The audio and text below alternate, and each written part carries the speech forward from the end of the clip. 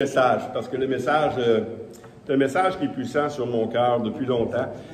La semaine passée, j'ai expliqué, on a fait les fondements bibliques de la mission.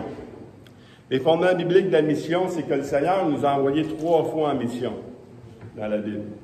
Premièrement, il a envoyé les 12 avec une puissance, avec l'autorité de chasser des démons, tout ça, puis on voit que ça s'est produit, tout ça. Ensuite, il l'a envoyé une deuxième fois. Il a envoyé combien? 70. 70 disciples à aller prêcher l'Évangile, aussi revêtus de cette puissance-là pour prêcher l'Évangile avec les démons qui sont chassés et tout ça. Et la troisième fois qu'il l'a envoyé, c'est l'Église qui a envoyé. Puis il l'a envoyé aussi avec cette idée-là de puissance, de prêcher l'Évangile, mais avec une puissance également. On le voit dans Marc 16, on le voit dans des passages de l'Ancien Testament également. Quand le Saint-Esprit va venir, vos jeunes gens vont faire ci, ils vont faire ça, ils vont guérir les malades, et ainsi de suite. Donc, c'est prophétisé, et ça continue. Et je sais que beaucoup d'églises sont cessationnistes. Ça veut dire que oui, c'était dans le temps des apôtres, c'est les apôtres qui faisaient les guérisons, les miracles, tout ça. Et puis après ça, ça ne s'est plus produit. Mais quand on voit les Écritures, on voit que ça a continué. On voit que les diacres ont commencé. Les diacres aussi, ils ont fait des miracles, tout ça. Et ensuite, les diacres, il y a eu les pasteurs.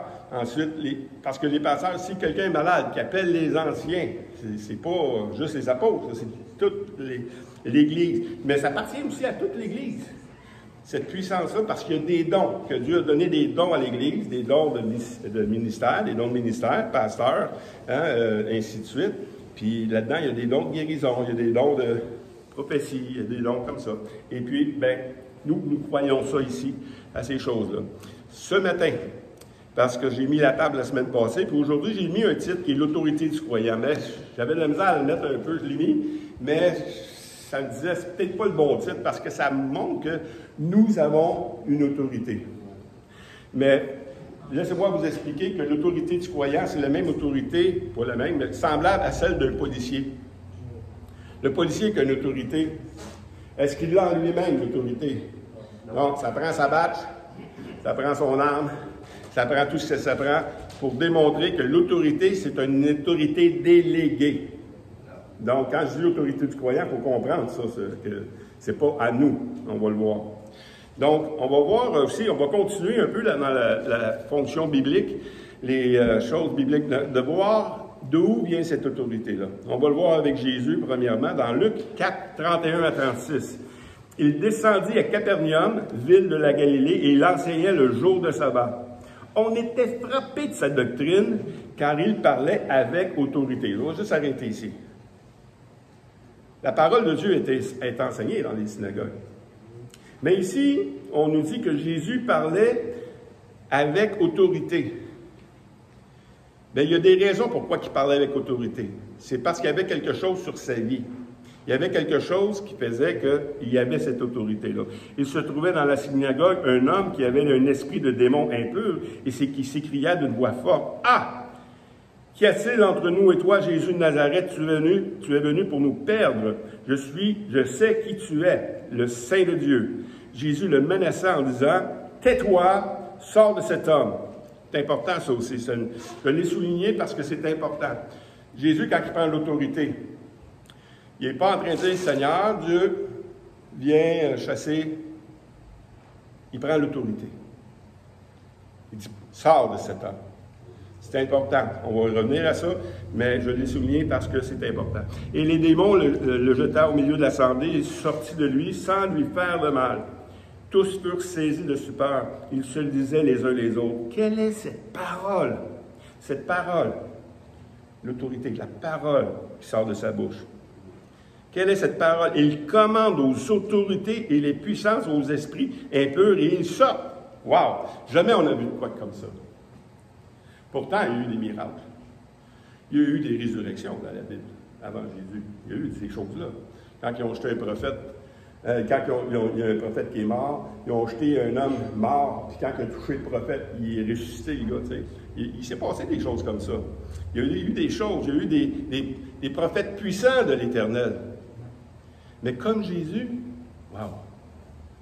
Il y a quelque chose. Dans Matthieu 7, 29, il dit « Ils enseignaient comme ayant autorité et non comme leurs scribes. » Il dit.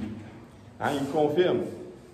Il y a des gens qui prêchent, mais il y a des gens qui prêchent. Comprenez-vous?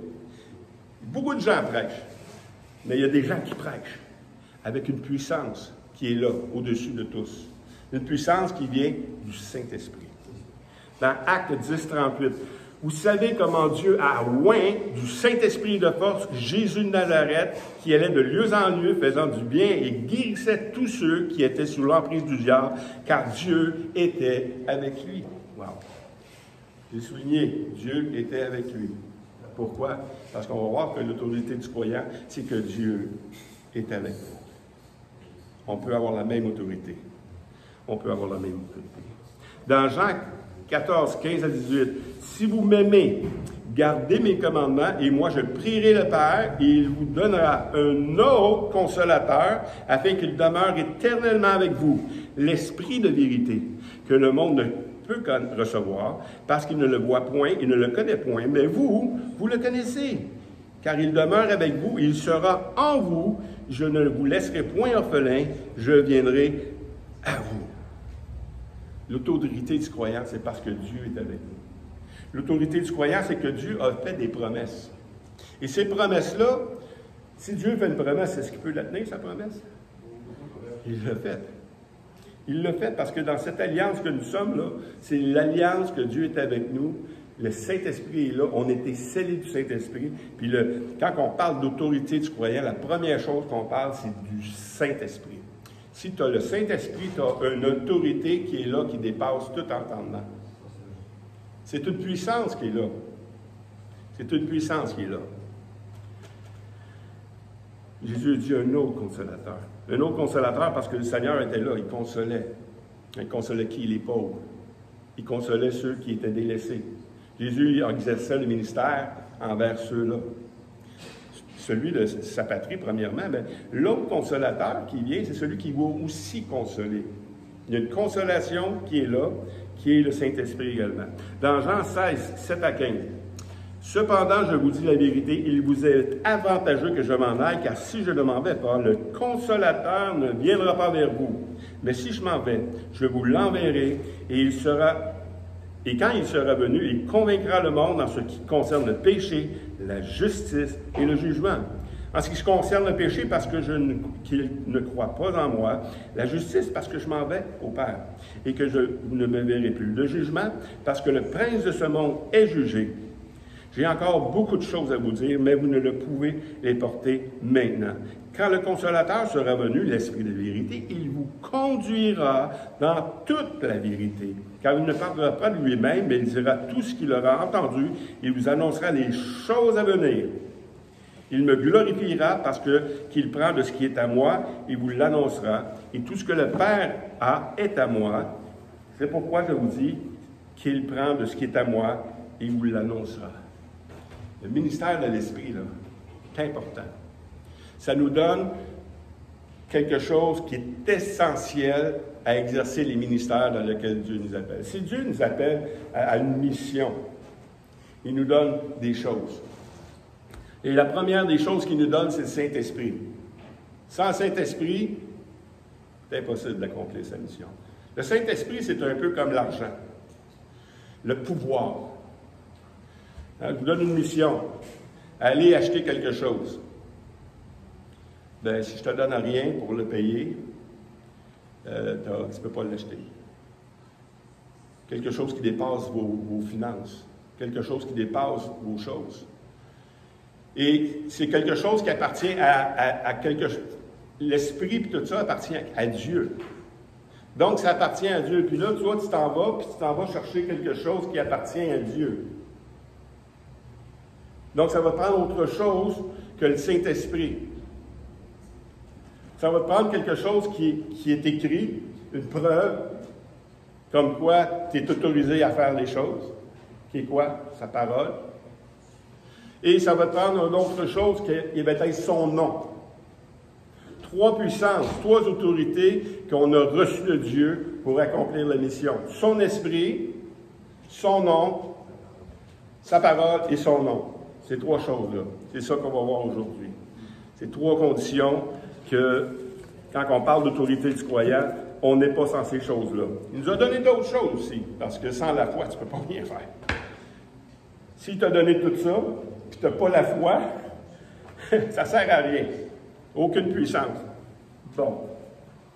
Mais on voit, là, il y a eu l'effusion du Saint-Esprit qui est venu à la Pentecôte, hein, comme on a vu la semaine passée, hein, puis qui dit que vous recevrez une puissance survenant sur vous et vous serez mes témoins à Jérusalem, toute la Judée jusqu'aux extrémités de la terre. C'est une puissance de Dieu. L'autorité de Dieu, c'est la puissance du Saint-Esprit. Après la Pentecôte, dans Actes 2, 37 à 38, qu'est-ce qui s'est passé? Pierre, il a fait un sermon. Après avoir entendu ce discours, ils eurent le cœur vivement touché. Ils leur dirent à Pierre et aux autres apôtres, « Hommes frères, que ferons-nous? » Pierre leur dit, « Repentez-vous et que chacun de vous soit baptisé au nom du Seigneur Jésus-Christ pour le pardon de vos péchés et vous recevrez le don du Saint-Esprit. » Wow! Jamais qu'ils ont été convaincus comme ça. Après un discours. Pierre a reçu du Saint-Esprit. Il s'est mis à parler. Et le discours a convaincu les hommes pour se repentir. Le Saint-Esprit, la fonction du Saint-Esprit, c'était comme on a dit tantôt. Le Saint-Esprit convaincra du péché, de justice et de jugement. C'est le Saint-Esprit qui fait ça. Il le fait par son essence même, par la puissance qu'il a, mais il le fait aussi par sa parole. Quand la parole est prononcée, on va le voir un petit peu plus tard encore. Dans Actes 20, 40 à 41, et par plusieurs autres paroles, parce que la parole continue à s'attendre, il les conjurait et les exhortait en disant, « Sauvez-vous de cette génération perverse. » Ceux qui acceptèrent sa parole furent baptisés. En ce jour-là, le nombre de disciples augmentait d'environ 3000. En une seule journée, en une seule prédication, 3000 âmes. Quand Jésus a dit la semaine passée, il ne l'a pas dit la semaine passée, mais nous, on l'a récité la semaine passée, que celui qui croit en moi fera les œuvres que je fais, puis il va en faire de plus grandes. C'en est une, ça, des œuvres les plus grandes. Hey, une prédication, 3000 âmes. Quelque chose, là. C'est comme une pêche miraculeuse, là. Hein? C'est ça. Mais celui qui croit en Dieu agit comme Dieu, puis il fait les mêmes choses. Mais comme j'ai dit, la parole, le Saint-Esprit est accompagné de sa parole. Parce que sa parole, là, était déjà là, sa parole. Elle produisait pas grand-chose, sa parole. Si vous trouvez la parole de Dieu, les Juifs seraient remplis du Saint-Esprit. Ils auraient été convertis si seule la parole pouvait nous convertir. La parole aurait été... Jésus a prêché la parole, il y a quelques personnes qui sont converties. Mais la parole, le Saint-Esprit plus la parole, là, il arrive de quoi? Il arrive quelque chose qui commence déjà à agir comme on voit avec le discours de Pierre. Dans 2 Timothée 3,16, il dit « Toute écriture est inspirée de Dieu et utile pour enseigner, pour convaincre. » Pour convaincre. Pour corriger, pour instruire dans la justice. Donc, c'est toute la parole. Mais la parole, si elle n'est pas lue, si elle n'est pas entendue, elle ne produit rien. Beaucoup de gens ont des Bibles. Je rentre dans beaucoup de maisons. Je rentre à peu près 100 maisons par jour. Et dans 100 maisons, souvent, dans la bibliothèque, je vois une Bible. Et la Bible, si tu la laisses à la table de chevet, là, si tu la laisses dans la bibliothèque, ça produit rien. Il y a plein d'églises, d'églises non chrétiennes, d'églises de personnes non sauvées qui lisent les Écritures. Ils ne sont pas sauvés. Parce que la seule chose qui sauve, c'est Jésus-Christ. Et par la puissance du Saint-Esprit. C'est toute une combinaison, c'est toute une chimie, là. C'est la parole, c'est le Saint-Esprit qui vient, puis quand elle est prêchée, elle produit quelque chose. Dans 1 Corinthiens 1, 21, « Car puisque le monde avec sa sagesse n'a point connu Dieu dans la sagesse de Dieu, il a plu à Dieu de sauver le croyant par la folie de la prédication. » Prédication.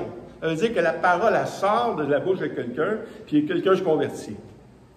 L'Éthiopien qui était venu, hein, quand le diacre là, qui était transporté à un moment donné aussi, là, hein, Philippe, hein, il est en train de lire sa parole.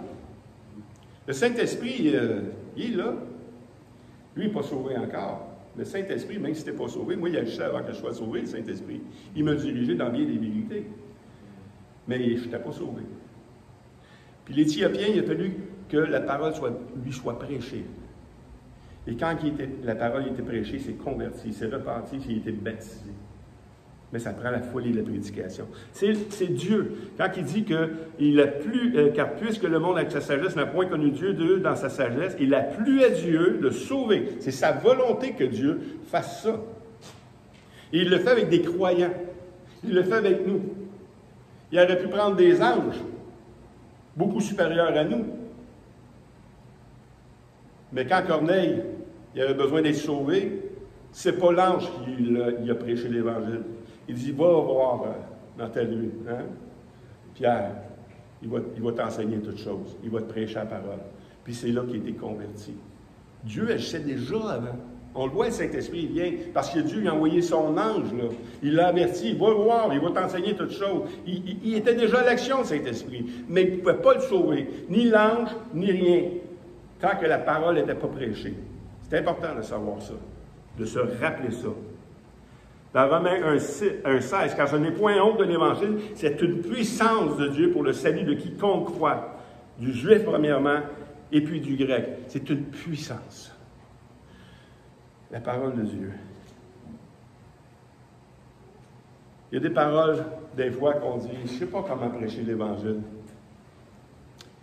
Puis, quand on dit une puissance, là, c'est pas dans notre capacité de se mémoriser des versets, puis de se gargariser de versets, puis de lancer des versets comme ça, qui va changer le monde. Si tu le vis, puis si tu le prêches en le vivant, il se produit quelque chose. Là, il y a de la puissance. Il y a de la puissance pour tout le monde. Dans 2 Corinthiens 3, 14 à 17, « Mais ils sont devenus durs d'entendement, car jusqu'à ce jour, un voile demeure. Quand ils font la lecture de l'Ancien Testament, ils ne se lèvent point parce que c'est en Christ qu'il disparaît. Jusqu'à ce jour, quand on lit Moïse, un voile est jeté sur leur cœur, mais lorsque leur cœur se convertissent au Seigneur, le voile est ôté. Or, le Seigneur, c'est l'Esprit, et là où l'Esprit du Seigneur, là est la liberté. » C'est là que la liberté, là.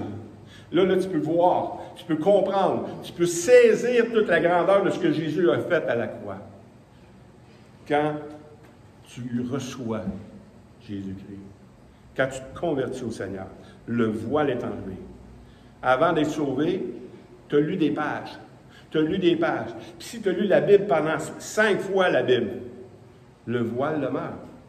Tu as lu des beaux mots, tu as fait des beaux... Tu as lu les proverbes, tu as lu des livres de sagesse, tu es capable de citer des proverbes de sagesse, c'est incroyable. Mais ton cœur n'a pas été transformé. Parce que c'est en Jésus-Christ.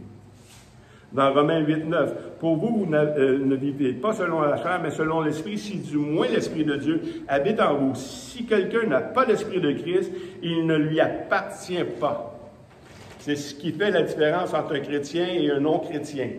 Le Saint-Esprit. C'est la preuve.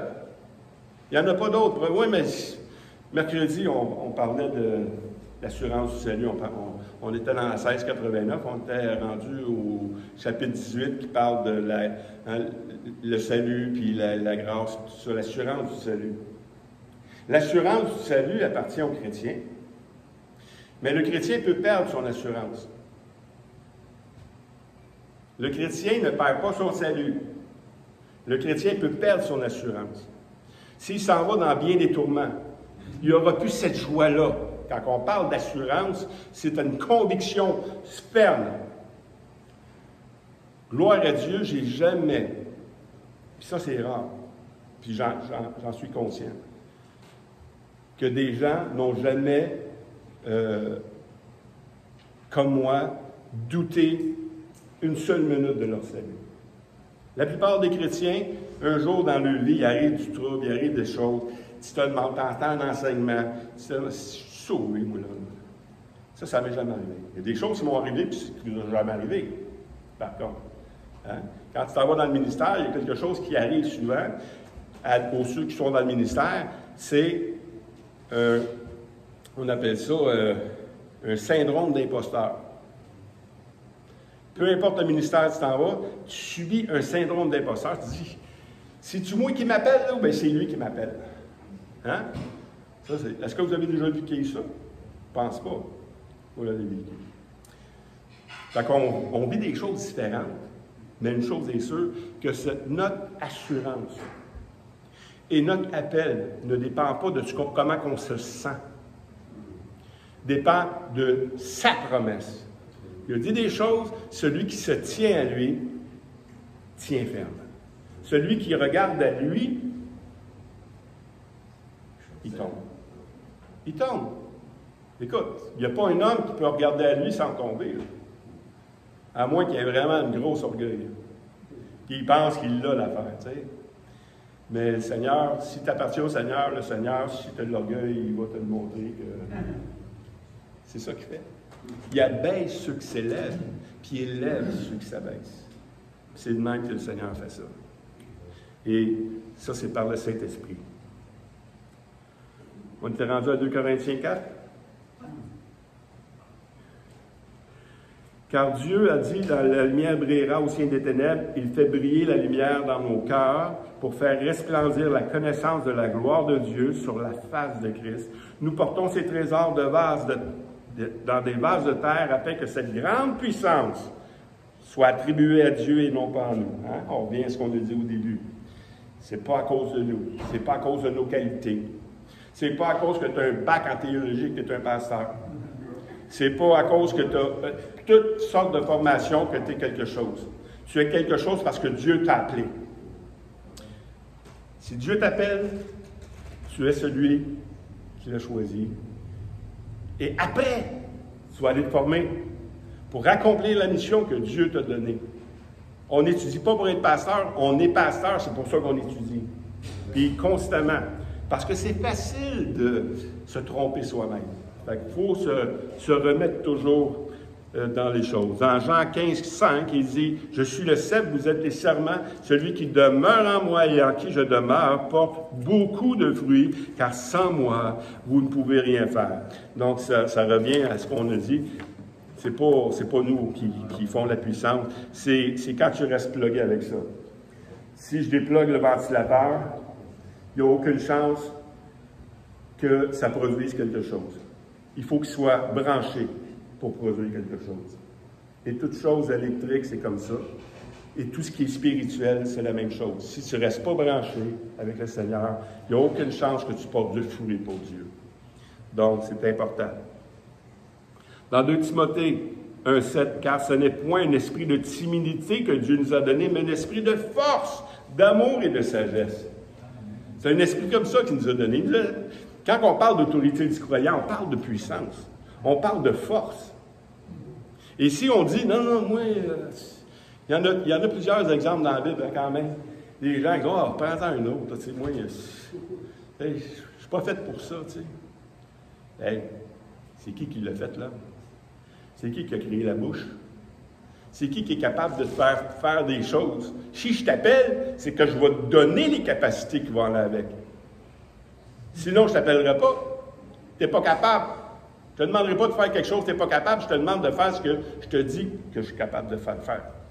Si tu te laisses transformer par Dieu, si tu laisses Dieu agir dans ta vie, tu vas être capable. Dans Éphésiens 6, 10 à 13, « Au reste, fortifiez-vous dans le Seigneur et par sa force toute puissante. Revêtez-vous de toutes les armes de Dieu afin de pouvoir tenir ferme contre les ruses du diable, car nous n'avons pas à lutter contre la chair et le sang, mais contre les dominations, contre les autorités, contre les princes de ce monde, des ténèbres, contre les esprits méchants dans les lieux célestes. C'est pourquoi prenez toutes les armes de Dieu afin de pouvoir résister dans les mauvais jours et de tenir ferme après avoir tout surmonté. » On a à se revêtir. Comment on se revêtit? Comment on fait ça? Parce que Il y a une force qui est là, il y a une puissance qui est là. Mais la puissance, il dit de la revêtir. Et moi, je l'ai séparé en deux. Je l'ai séparé en deux, je ne sais pas si je l'ai bien séparé, mais non. Oui, dans Éphésiens 6, 14, 15, il dit « Tenez donc ferme, ayez à vos reins la vérité pour ceinture, revêtez la cuirasse de la justice, mettez pour chaussure à vos pieds le zèle que donne l'Évangile. » Ça, c'est l'attitude du croyant. C'est ce qui devrait vivre normalement un croyant. Je le dis dans un autre mot, dans Éphésiens 4, 27, « À revêtir l'homme nouveau, créé selon Dieu dans une justice, une sainteté que produit la vérité. » Voyez-vous, les armes de Dieu sont premièrement ton comportement. Ton comportement, parce que si tu ne vis pas en chrétien, tu n'auras aucune puissance contre l'ennemi. Donc, tu dois revêtir. Tu dois revêtir l'homme nouveau. C'est les armes, la justice, sa justice. Tu dois revêtir la sagesse, tu dois revêtir toutes ces choses-là. L'homme créé selon Dieu, il est parfait, mais il est doux. C'est pas un agressif, le gars. C'est pas un gars qui vit tout croche dans sa vie. C'est un homme nouveau, sans péché. Tu dois le revêtir, lui. Et la deuxième série d'armes dans Éphésiens 6, 16 à 17, prenez par-dessus tout le bouclier de la foi avec lequel vous pourriez éteindre tous les traits enflammés du malin. Prenez aussi le casque du salut et l'épée de l'esprit qui est la parole de Dieu. Parce qu'il y a différentes armes. Il y a des armes que tu peux avoir, c'est pour te défendre. Hein? Il y a des armes que c'est pour ta protection. Puis quand tu te revêtir l'homme nouveau dans sa justice, hein, de la sagesse, quand tu t'abstiens de tout péché, tu te protèges toi-même, parce que l'ennemi va s'en servir. Si tu t'en vas dans le champ de l'ennemi, là, quand on parle, hein, Daniel va prêcher là-dessus dans 2 semaines, on parle de puissance. On parle que tu t'en vas pas à la guerre en costume de bain. Tu vas avoir de la misère. Mais tu as besoin de te revêtir des choses parce que l'ennemi va... Tu t'en vas dans le camp de l'ennemi, puis l'ennemi va tout faire pour te détruire. Puis il va attaquer premièrement ta justice. Il va t'attaquer, il va te rappeler tes péchés. Il va te rappeler qui t'es. Puis toi, il va falloir que tu te rappelles qui t'es en Jésus-Christ. C'est ça tes armes défensives. Mais il y a des armes offensives ici. Une épée, tu peux te défendre avec. Une épée, tu peux attaquer aussi. Puis quand on parle de puissance, c'en est une puissance. Un bouclier, nous, on pense que c'est juste pour éteindre les traits enflammés du malin. C'est ça qu'il dit aussi. On peut se défendre. Mais un bouclier, tu peux faire ça avec ça aussi, parce que c'est pas uni, là, c'est pas une chose de styromousse. C'est quelque chose qui a des crocs après. Tu peux battre avec ça. Mais il y a des armes offensives également. Dans 2 Corinthiens 4, 13, « Et comme nous avons un même esprit de foi, qui est exprimé dans cette parole des Écritures, j'ai cru, c'est pourquoi j'ai parlé, ainsi, moi, nous croyons, c'est pourquoi aussi nous parlons. Hein? Je revêt la foi, le bouclier de la foi. Mais la foi aussi, c'est de parler, c'est d'attaquer. Quand on parle d'autorité, ça vient souvent, ça. Quand on parle d'autorité, puis tu vois dans la Bible, ceux qui prennent l'autorité, ils prennent l'autorité avec la parole. Mais une parole de foi. On va le voir comment ça se fait dans une autre semaine. 2 Corinthiens 6, 7, par la parole de vérité, par la puissance de Dieu, par les armes offensives et défensives de la justice. Donc, comme j'ai dit tantôt, il y a offensive et défensive. On va finir avec la troisième chose que Dieu nous donne comme puissance, c'est son nom. Ça, c'est pas le moindre. Son nom. As-tu de la puissance dans le nom de Jésus? Écoute, il y a tellement de puissance dans le nom de Jésus. Il n'y a rien qui peut résister à ça. Un jour, tout genou va fléchir dans les cieux sur la terre, au nom de Jésus. Dans le nom de Jésus, même des gens qui ne sont pas chrétiens prennent le nom de Jésus et arrivent de quoi? Il y en a qui payent le prix, on va le voir. Mais une puissance là aussi. Dans Jean 16, 23, 24, en vérité, je vous dis, ce que vous demanderez au Père, il vous le donnera en mon nom. Jusqu'à ce présent, vous n'avez rien demandé en mon nom. Demandez et vous recevrez afin que votre joie soit parfaite. Ça marche. Ça fonctionne. Quand les disciples sont venus de la mission, hey, Seigneur, même les démons, les esprits impurs, nous obéissaient. Nous obéissaient. On disait de quoi, puis ils faisaient. Il y a une puissance dans le nom de Jésus. Il y a une puissance, là. Dans Actes 3, 3 à 8. Ces hommes, voyant Pierre et Jean, qu'il allait y entrer, leur demanda l'aumône, hein, celui qui était à la porte, là. Pierre, de même que Jean, fixa les yeux sur lui, il dit, « Regardez-nous, regarde-nous. » Ils le regardèrent attentivement, s'attendant à recevoir d'eux quelque chose, et Pierre lui dit, « Je n'ai ni argent, ni or. Je n'ai ni argent, ni or. Je ne peux pas rien faire pour toi, autrement dit. Mais ce que j'ai, je sais que je l'ai. Je te le donne au nom de Jésus, Christ de Nazareth, lève-toi et marche. » Là, on commence à rentrer dans le sujet, là, dans le vif du sujet. L'autorité du croyant se déclare. L'autorité du croyant n'est pas en train de quêter à Dieu, de faire les choses. Dieu t'a donné une autorité. Prends ton autorité, mon homme. La même chose qu'un policier qui est là, puis qui voit qu'il y a un vol qui se produit dans l'épicerie, là, puis là, il se cache en arrière du char, puis il appelle le poste de police, il dit « Hey, envoyez les polices, envoyez quelqu'un est en train de faire un vol. » Le dispatcher, il va lui dire « Écoute, t'as tout, qu'est-ce qu'il faut? T'as un badge, t'as un gun, t'as tout, voici, toi, tu sais, c'est toi qui es appelé à faire ça. » Mais l'autorité du croyant, c'est ça. Le Seigneur nous a donné une autorité pour accomplir ce que lui veut qu'on accomplisse. Puis le Seigneur va le confirmer par que ça va arriver. En le prenant par la main droite, il le fit lever et au même instant, sur ses pieds, ses chevilles de main ferme. D'un saut, il fut debout, il se mit à marcher et il entra avec eux dans le temple, marchant et sautant, louant Dieu. Wow! Je veux revenir un peu, juste là-dessus, juste une seconde. Pierre, il n'a pas fait « OK, on va prier pour toi, mon homme. OK? Ça fait longtemps que tu es de même, on va prier pour toi. Seigneur, si c'est ta volonté, viens le guérir. » Le Seigneur nous a envoyé faire des choses. Il nous a donné l'autorité. C'est pour ça que Pierre peut dire « Ce que j'ai, là, je te le donne. Lève-toi le bas. » C'est le même, c'est ça l'autorité. C'est ça, agir avec l'autorité du croyant. Dans Matthieu 18, il dit « Guérissez les malades, ressuscitez les morts, purifiez les lépreux, chassez les démons. Vous avez reçu gratuitement, donnez gratuitement. » Vous avez reçu gratuitement, donnez gratuitement. Hey, il y a des gens aujourd'hui qui font de la guérison, vous savez.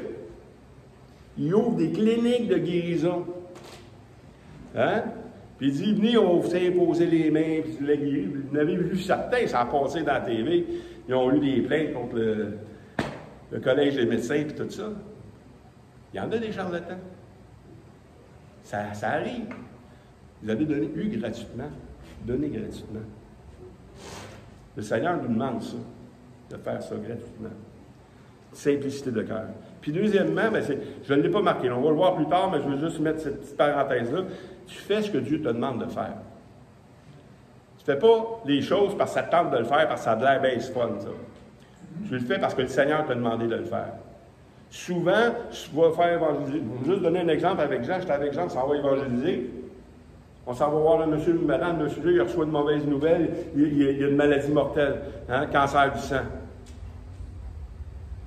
Puis moi, je prêche l'Évangile, on lui donne des choses, hein, on donne un Évangile, on donne des outils, tout ça. Puis moi, je ne l'ai pas. J'ai pas. Le Seigneur ne me dit pas à moi de prier pour le monsieur. Mais on sort de là, puis Jean me dit, hey, il me semble que j'aurais prié pour lui, moi, tu sais. Puis tu sais, il sentait, là, tu sais, hey, mon frère, lâche-toi lousse. Parce que si le Seigneur te le demande à toi, c'est à toi. C'est toi, il faut qu'il aille, que tu pries pour eux autres. Fait qu'il a retourné de bord, t'allais voir la madame, t'allais prier pour eux autres. Il a prêché l'Évangile en priant. Est-ce que moi, j'ai manqué? Pas du tout. J'ai fait ce que le Seigneur m'a demandé de faire. Jean, il a fait ce que le Seigneur lui a demandé de faire. C'est ça l'autorité du croyant. C'est dans une communion avec lui qu'on fait ça. Amen. Dans Actes 19, 11 à 16. Et Dieu faisait des miracles extraordinaires par la main de Paul, au point qu'on appliquait sur les malades des linges et des mouchoirs qu'il avait touchés. Son corps et les maladies les quittaient et les esprits malins sortaient. Quelques exorcistes juifs, ça c'est intéressant, quelques exorcistes juifs ambulants essayaient d'invoquer sur ceux qui avaient des esprits malins le nom du Seigneur Jésus, en disant, je vous conjure par Jésus que Paul prêche. Ceux qui faisaient ça, ils étaient 7 fils de Séva, juif, l'un des principaux sacrificateurs. L'esprit du malin leur répondit, je connais Jésus, et je sais c'est qui est Paul, mais vous, qui êtes-vous? Et l'homme lequel était l'esprit malin s'élança sur eux et se rendit maître de tous deux. Il les maltraitait de telle sorte qu'ils s'enfuirent de cette maison nus et blessés. Si t'es pas chrétien, là, attention. Hein? Parce que tu joues avec une puissance que tu ne connais pas pantoute. Avec une autorité, une puissance qui est au-delà de ce qu'on est capable de combattre. Ça prend l'investigation du Seigneur pour accomplir ces choses-là. Et je vais finir par 3 petits versets. Matthieu 7, 22, 23. Plusieurs me diront en ce jour-là, Seigneur, Seigneur, n'avons-nous pas prophétisé par ton nom, n'avons-nous pas chassé des démons par ton nom, et n'avons-nous pas fait de beaucoup de miracles par ton nom? Alors je leur dirai ouvertement, je ne vous ai jamais connu. Retirez-vous de moi, vous qui commettez l'iniquité. Quand je disais qu'il y a de la puissance dans le nom de Jésus, là, même eux, ils chassaient des démons. Même eux faisaient des choses. Mais celui qui prononce le nom du Seigneur s'éloigne de l'iniquité. Hein? On va juste voir un verset avant. Luc 10, 20. Cependant, ne vous réjouissez pas de ce que les esprits vous sont soumis, mais que réjouissez-vous que ce que vos noms sont écrits dans le ciel. Parce que le principal, là, c'est qu'on est sauvé. Sois sûr, sois convaincu, aie une foi ferme dans ce que le Seigneur a fait pour toi. Tu vas pouvoir accomplir les choses. Mais un avertissement, ici on va finir avec cet avertissement-là dans 2 Timothée 2,19. Le Seigneur connaît ceux qui lui appartiennent. Et quiconque prononce le nom du Seigneur, qu'il s'éloigne de l'iniquité. Donc là, tu vas pouvoir guérir selon sa direction, pas selon la tienne. Pas parce que tu t'es donné un beau programme, là, on va aller prier pour les malades, puis les malades vont être guéris. On est appelé à prêcher l'Évangile. Et en prêchant l'Évangile, il va se produire des choses. Il y a des malades qui vont être guéris. Il y a des gens comme ça. Mais il faut comprendre l'autorité du croyant. On n'a pas fini. On y a fini la 2e étude. Il en reste 2. Daniel va en donner une, et je vais conclure avec ça la semaine d'après. Mais que le Seigneur puisse nous réveiller. Parce que sans la foi, il est impossible de lui être agréable. Sans la foi que Dieu nous a investi de son autorité, on ne peut pas rien faire. On va être timide. On va être gêné. On va avoir peur. Puis il y a de quoi avoir peur. Je vous le dis, on s'en va à la guerre. Il n'y a pas personne qui va aller à la guerre en pensant « oh, ça va être le fun ». À moins que tu sois insensé. Tu n'as jamais connu la guerre. Parce que la guerre, là, va tout faire pour te détruire. On a un ennemi puissant. Mais celui qui est au-dedans de nous est plus grand que celui qui est dans le monde. Amen.